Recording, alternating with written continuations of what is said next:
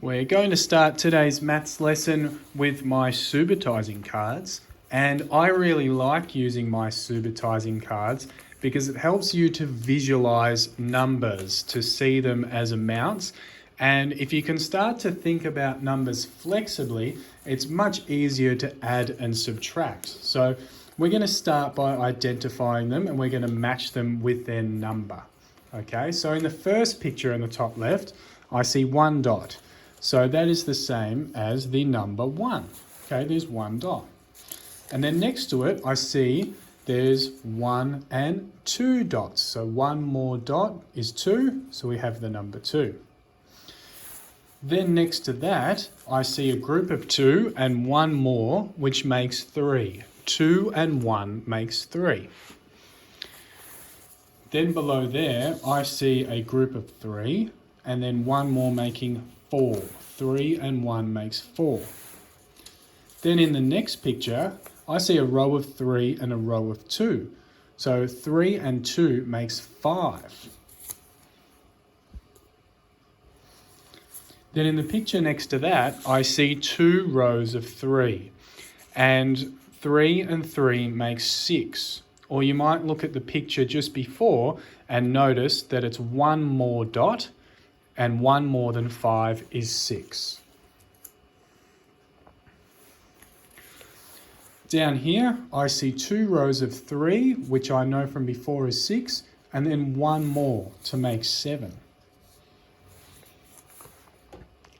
Here, I have 2 rows of 4.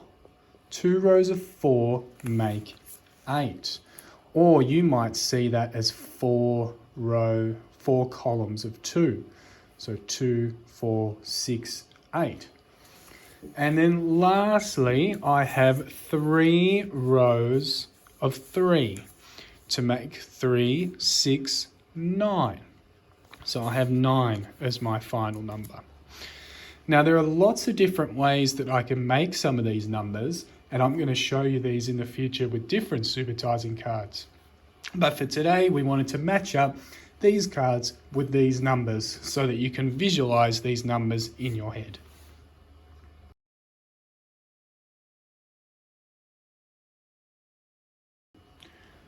Okay, I'm now going to use my subitising cards to make the pairs to 10. So I'm going to begin by thinking which of my subitising cards is closest to 10.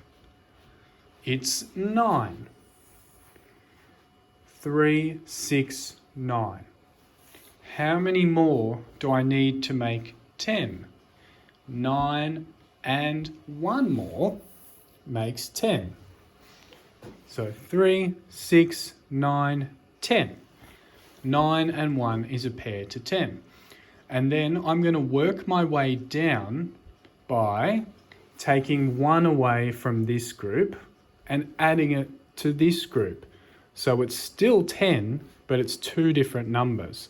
So 1 less than 9 is 8. And 1 more than 1 is 2. So I've taken 1 from this group and put it into this group to now make 8 and 2, which is a pair to 10. I'm going to repeat this process again. 1 less than 8 is 7. And 1 more than 2 is 3. 7 and 3 make 10. See how the amount of dots I have in my pairs is always the same in total. 9 and 1 is 10, 8 and 2 is 10, 7 and 3 is 10. I'm going to repeat the process again. 1 less than 7 is 6, and 1 more than 3 is 4. So 6 and 4 make 10. And then one last step is 1 less than 6 is 5, and 1 more than 4 is 5. 5 and 5 make 10. So 5 is half of 10.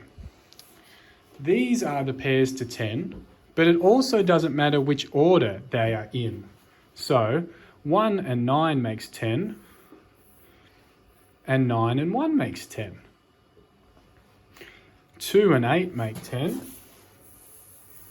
And 8 and 2 make 10. 7 and 3 and 7 make 10. And 7 and 3 make 10. 4 and 6 make 10. And 6 and 4 make 10. So I hope this helps you to visualize the number 10, because we're going to play a card game now to practice the pairs to 10.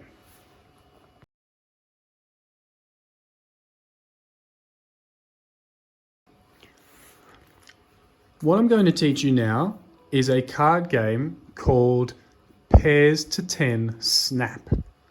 Now, to get your deck of cards ready to play this game, you need to go through and you need to take out all of the kings, queens, jacks, tens, and jokers.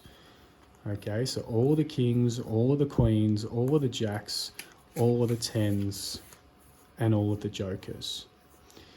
In my game, ace is a 1. That's important to remember. Ace is a 1. So go through, get rid of all of the tens, and kings, queens, and jacks, and jokers. If you need a parent to help you with this step, that's fine. I'm nearly there. Just want to make sure that I get them all.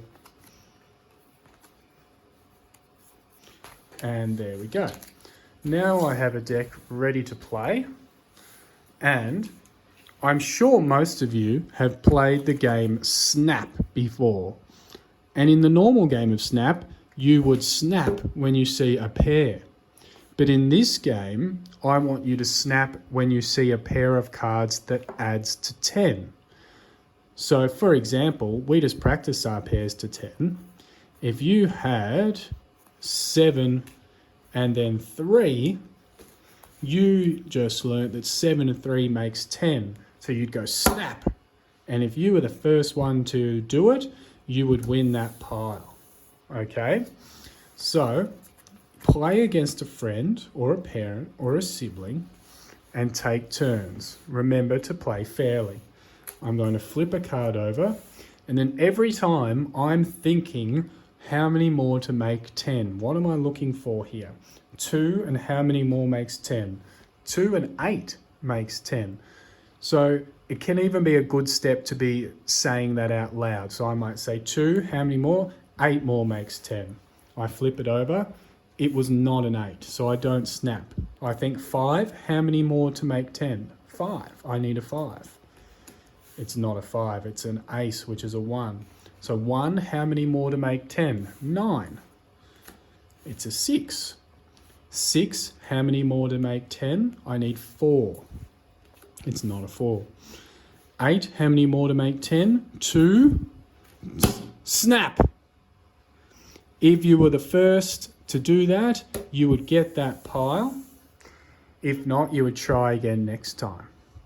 If you're playing just on your own today, which is absolutely fine, play, but then every time you make a pair, note that down and see how many pairs you make in going through the deck once.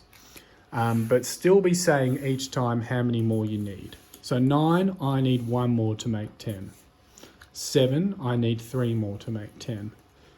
8, I need 2 more to make 10. 2, snap! There's 10 again. Keep playing until you've got no cards left, and then see who the winner is. All right, enjoy.